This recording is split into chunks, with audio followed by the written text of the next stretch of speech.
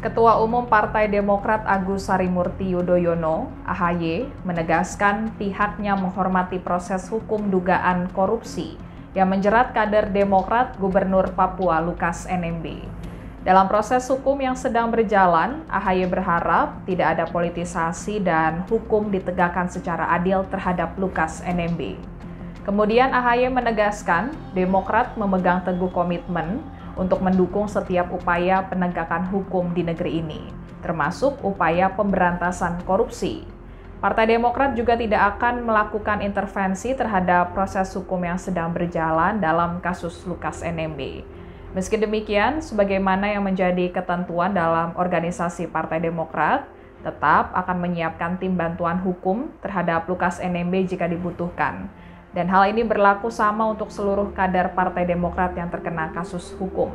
Saat ini Lukas NMB ditetapkan sebagai tersangka oleh Komisi Pemberantasan Korupsi atau KPK dalam kasus suap dan gratifikasi terkait pekerjaan atau proyek yang bersumber dari anggaran pendapatan belanja daerah atau APBD Provinsi Papua.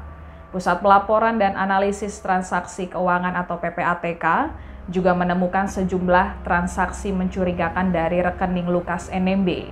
Ada pembelian perhiasan mahal hingga setoran ke kasino mencapai 560 miliar rupiah.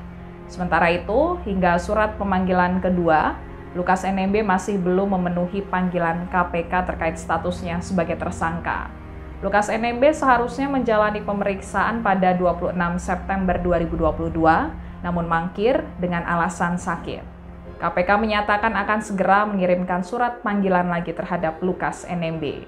Kemudian selama proses hukum berjalan, Partai Demokrat menunjuk Willem Wandik sebagai pelaksana tugas atau PLT Ketua DPD Demokrat Papua, menggantikan Lukas NMB. Willem Wandik merupakan salah satu wakil Ketua Umum Partai Demokrat. Saat ini Willem juga menjabat sebagai anggota Komisi 5 DPR RI dari fraksi Partai Demokrat. AHY menuturkan, Lukas NMB dapat diangkat kembali menjadi Ketua DPD Demokrat jika terbukti tidak bersalah melakukan korupsi.